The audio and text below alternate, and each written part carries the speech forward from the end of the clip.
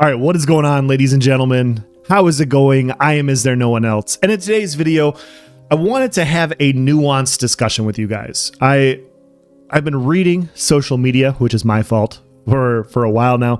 And in the last month, I've been seeing the same type of discussion happen on Reddit, on the forums, on YouTube, on Twitter, and with the Alpha 2 keys basically not being sold anymore in a little over a week now for Ashes of Creation, I thought this would be a good time to talk about the expensive upfront cost of Alpha 2. Now, I've seen this quite a bit. It came to a head on one of my friend's community posts, and yeah, I thought it warranted a video. So without beating around the bush any further, let's dive into it. Now, I want to be clear, guys, this is a nuanced discussion. I'm not telling anybody what to do. I'm not telling anybody how to go about spending their money. If you have an opinion on things, that you're more than entitled to it. I just wanted to clear the air on some discussions because not everybody is following this game as in depth as I am. And so I wanted to provide that transparency. And so, yeah, what am I talking about? Well, this last weekend,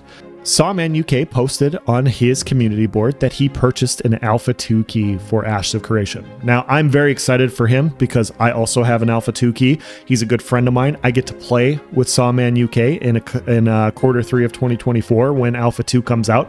I'm really looking forward to it. I'm looking forward to seeing his content covering a game that I've been very excited about for a while. And I also get to gank him. So it's win-win-win-win for me. I'm really looking forward to killing him a lot in this game, and I can't wait. No, I'm just playing, guys. But in all seriousness, I was very excited to see that he decided to purchase an Alpha 2 key. I wasn't sure if he was going to. But yeah, he decided to do that, and I saw a lot of comments on his comment section. And they were talking about why you would invest and spend that much money for Alpha 2 when you start paying that much for an Alpha 2 bundle. It then incentivizes other big gaming studios to potentially do the same thing, and you're going down the wrong path. And basically, you're leading, you're creating a situation that could incentivize other gaming studios to do the same thing and feel justified in charging a ridiculous upfront cost. I see that perspective. I understand where that's coming from, but I think I want to be clear that I think there is a huge difference between Bethesda, EA, Blizzard, these big AAA gaming studios. There's a big difference between them that have multiple multi-million, $100 million profit hits off of other big games, and Intrepid Studios, which started off as a Kickstarter in 2017 and has now just recently gotten roughly a little over 150 developers, and they've had 100 developers as of news article report that I found in 2018. They are a small indie gaming studio with no big hit, no profit coming in. The funding you're paying for purchasing an Alpha 2 key goes towards them completing this game. Now, some people say it's expensive, and it is. It is very expensive. The Alpha 2 key is $250, but it's not just Alpha 2. You get Alpha 2, you get Beta 1, you get Beta 2, and you get 6 months of the game subscription when the game goes live, all bundled in on top of some in-game cosmetics. I don't care about that. I really don't. But for me, when I saw that price, it is expensive, but I was able to justify it because I'm a content creator. I can show you guys where the game is at. I can provide my opinion. I can cover it. There's no NDA for Alpha 2. And because of those things, I can then allow people that watch and follow my channel to see what's going on in the game for free. All you have to do is just watch my channel and see where the game's at. You can see my point of view if you value my opinion. If you don't, that's fine too. And you could do the opposite of what I'm saying. Regardless, I thought that would be worth it. And I justified spending it because I was like, okay, well, due to the ad revenue I get off of YouTube videos, I can basically cover the cost on my channel. On top of that, I love the idea of gaming companies providing open, transparent development. I started following Ashes of Creation in 2020. So I've been following it for almost 4 years now. I've been following this game for 3.5 years. I waited 2 years before purchasing my Alpha 2 key. I was very quizzical. I followed most monthly live streams. I went back and I watched almost all of them, but I was watching them as they were coming out. I was following the development, and after about 2 years, I was like, you know what? I really like the direction this team is going. I like that they're developing transparently out in the open.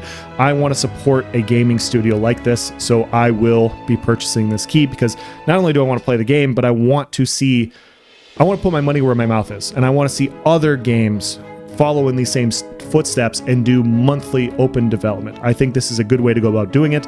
It's the same reason I purchased Baldur's Gate 3. I loved their open development, and they won Game of the Year. They were very transparent with what they were building. They listened to the community, and they ended up just producing an absolute banger of a video game that I highly recommend to anybody that will listen to me talk about. Play Baldur's Gate 3. It's freaking awesome. That's why I purchased the key. I purchased the key because I was able to justify it as a content creator. Now, if I wasn't, I would be in a different situation, and maybe I would make different choices. It all depends on you guys. I will not be saying anything in this video or anywhere else that will try to convince anybody whether or not they should get an Alpha 2 key. It's up to you guys. It's up to you guys if $250 is, you can justify spending that on an Alpha 2, Beta 1, and Beta 2 access. But calling it a scam and saying that you're shilling for a game just doesn't make much sense to me, because when you look at it, like I said, in 2017, this game started off as a Kickstarter, and it broke records in 2017. You can go back and look at their Kickstarter page. They generated over $3 million in support because people were excited about this type of game, the idea for the game, that they wanted to support a game. Now, these bundles have not changed. The Alpha 2 package started off as $250 for founders. For people that wanted Alpha 2 access, it was $250. And Intrepid decided that instead of lowering the cost later and allowing people later on in the process to get a key for less, would basically be a slap in the face to the early loyal players. And so they kept the key amounts the same. Now, we can agree or disagree. I can see both points of view on this. I understand both perspectives, but I can at least acknowledge that, not screwing over your early investors makes a lot of sense. And so whether or not you agree or disagree is fine. That's the route that they chose to go. But I wanted to dive a little bit further. Into this, and I wanted to have a discussion on, wow, they're really scamming people out of a lot of money. This is a ton of upfront investment. They're really making head over heels amounts of money on these $250 keys, and they're ripping people off. I've seen this a lot.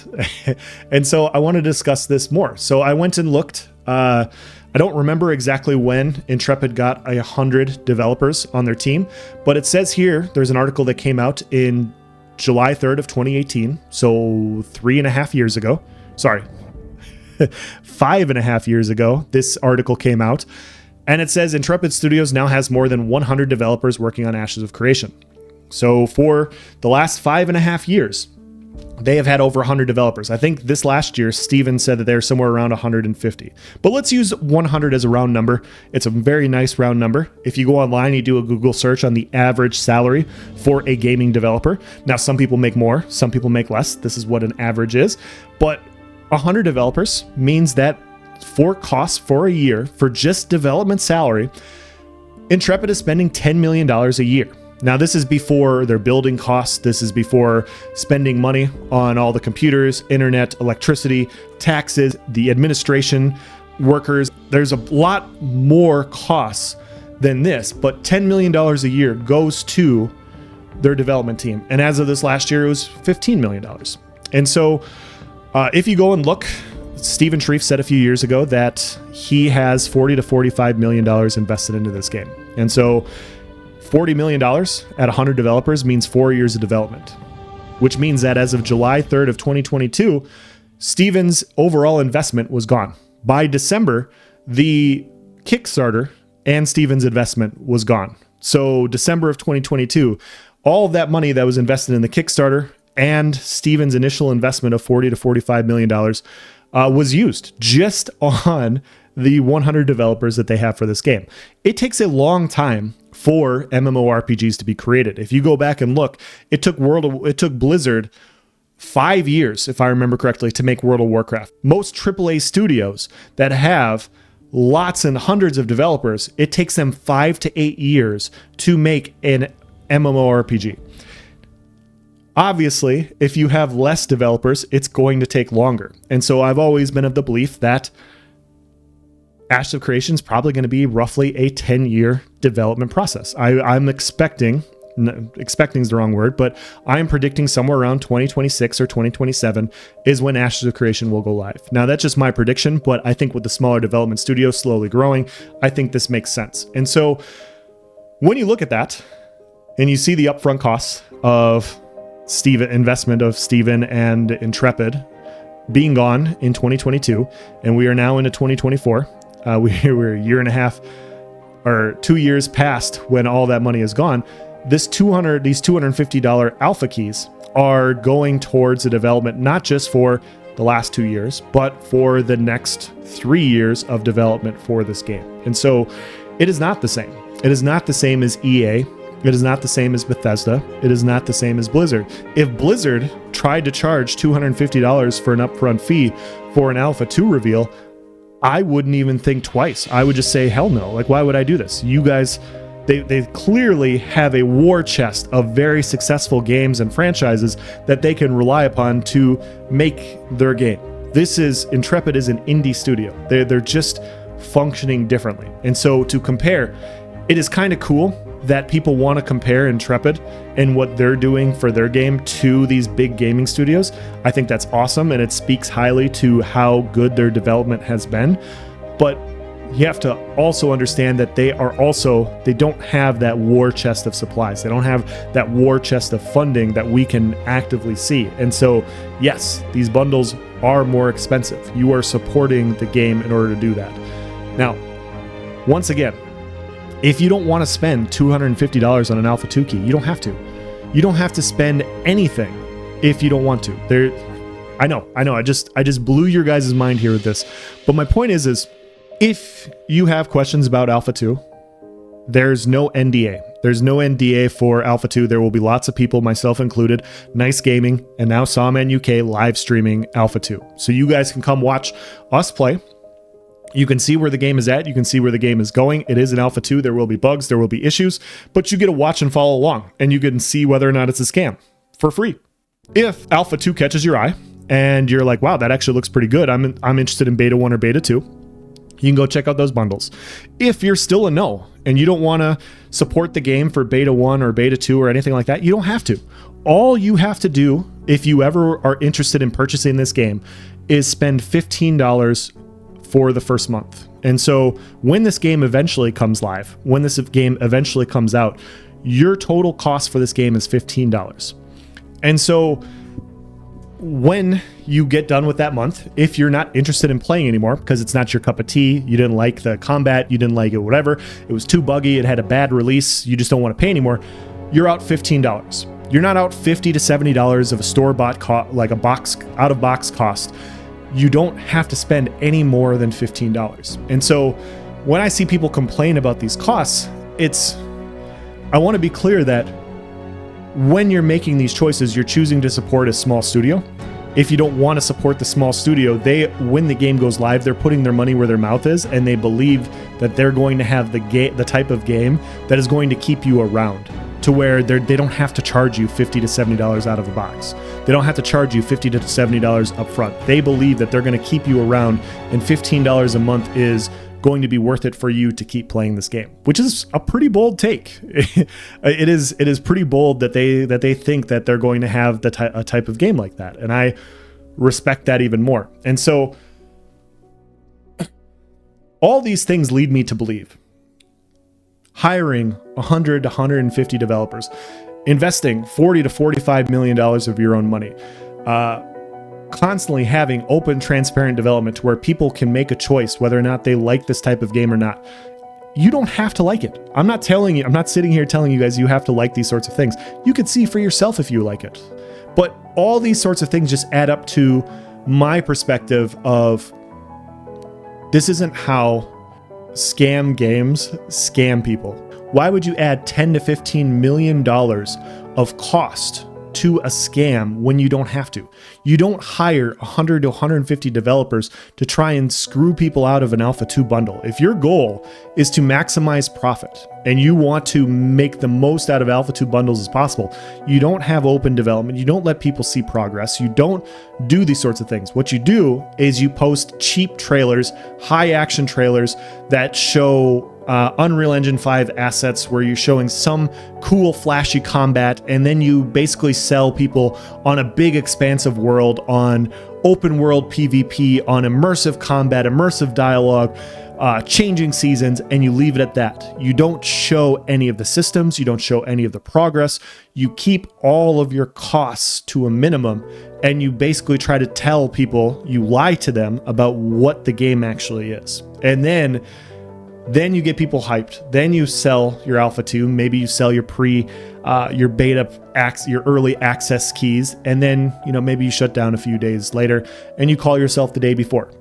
Maybe that's how you go about doing things. But from my perspective, I see a small gaming studio that is a little bit lower on funding, that is trying to make a very ambitious game and do things the way that they want to do. And it took me 2 years to come to the conclusion that I wanted to support this type of game. And other people are seeing that, and other people are making the same decision. And so looking at Intrepid is not the same as looking at another big AAA studio. This only applies to indie gaming studios. This type of cost to help support a game doesn't apply to AAA companies. Like, if you want to make a big, expensive game, you have the money to do so. You have the backers to do so. You have the reputation to where you can get funding from other people to do so. You don't need these sorts of things as a big gaming studio. And so I just wanted to clear the air with you guys. I wanted to talk about this. I know some people are going to be in the comment section. I know some people are going to say this game is a scam because that's what happens. Some people are very, very anti. Ashes of Creation is going to fail, and it very well could. It very well could. The vast majority of Kickstarter games and games in general do not see large success. You wouldn't be wrong. The vast majority of MMORPG reveals over the last 5 to 10 years have been failures. And so to have another MMORPG reveal, if you come out and just look at the last history of the last 5 to 10 years and you say, okay, another MMORPG is going to come out, is it going to succeed or fail? You'd probably be more right that it's going to fail than succeed. And I totally get those perspectives. But I wanted to provide a little bit more nuance and explain, hopefully with some very small numbers, that, yeah, they're functioning off the funding of these keys. And they are actively adding more developers. They're actively adding a larger team in order to release a game that we all want and we're all looking for. So I'm going to end this video here. If you guys have any questions or comments, please provide in the section below. Hopefully I did my best to kind of clear the air on this. Thank you for watching, guys. Have a nice day.